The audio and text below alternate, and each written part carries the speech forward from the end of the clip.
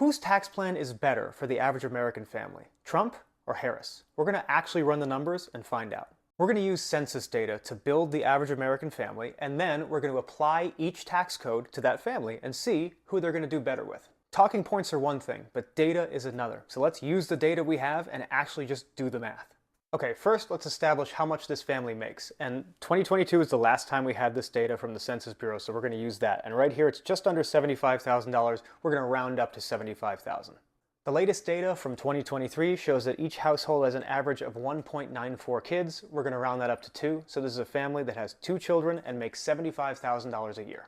And to be fair, I'm going to stack the deck against Kamala Harris here. She has a child tax credit structure where if you have a newborn child, the first year of their life, you get the $6,000 child tax credit. Then from ages 1 to 5, it's $3,600. And then 5 to 17, it's $3,000. We're going to make both these kids between 5 and 17 so we don't stack the deck in Harris's favor. Okay, let's start with Trump. Trump's policy is really to make his tax cuts from 2017 permanent. So you wouldn't really necessarily see any reduction in what you're currently seeing now. You just see a continuation of his existing tax plan, which is set to expire in 2025. That doesn't mean he's not going to change his thoughts on child tax credits or he's not going to offer additional cuts, but as of this moment, he hasn't. So right now, we're just going to run the numbers for this family based on the current tax law, because that's exactly what Trump is suggesting. Okay, so let's break down the numbers. Income is $75,000, married filing jointly with 2 kids between 5 and 17. The standard deduction is $27,700. Their tax bracket's going to be 12%, and they're going to get a child tax credit of $2,000 per child, which is $4,000. So when you break all those numbers down, after all their tax credits, their effective tax rate is 2.23%, and they're going to owe $1,676. Let's see how that same family would do with Kamala Harris, who's really leaning into the child tax credit as a main way to get people money back on their taxes, but she also would let Trump's tax cuts expire from 2017 in 2025. So I'm going to do the numbers based on what the tax code was prior to what Trump put in place in 2017. Same family, $75,000 a year, 2 kids between 5 and 17, and their standard deduction, as you can see, is less than half of what it is under Trump, but that's offset by personal exemptions, which is, as you remember how taxes used to be structured, they're not that way anymore.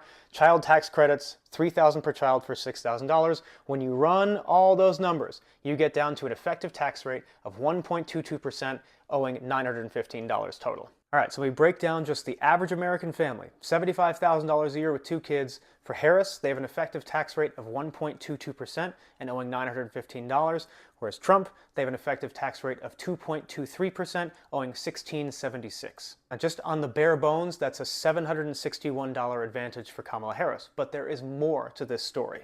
How much you're going to owe in taxes is just one element of this. Donald Trump is proposing a 10% tariff on all imports and a 60% tariff on all Chinese imports, which is going to dramatically affect how much your house can afford basic goods. Don't just take my word for it. Take this extraordinarily conservative think tank's word for it. They say that you're going to owe between $1,700 and $2,350 annually just from the 10% tariff and another $1,950 from the China tariff. That's an additional $4,000 impact on your family that does not come with Harris's proposals. And it's not just that think tank that found this. The Tax Foundation found the same thing. They say that it would equate to about a $300 billion tax hike on you. And that's just on the 10% tariff, not even including the China tariff.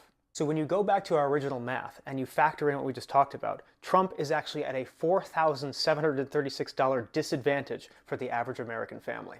That's not even accounting for the fact that Harris has in her plans for the average American family a ton of incentive for them to save on healthcare costs, for them to have an opportunity to purchase their first home if they haven't done so already. She has so many different elements within this plan that are going to be beneficial beyond just beating Trump head-to-head in straight-up tax structure. And I know the average person is going to say, look, that stuff you just talked about, that's going to cost money and it's going to come out of my pocket in the end, right? Wrong, and I'll show you why. This is a chart breaking down how Harris's tax plans would affect people in 2026 based on their current income. So if you have a lower income over here, you're still going to get a pretty good savings, about $2,000 a year, $3,000 a year, somewhere in that zone.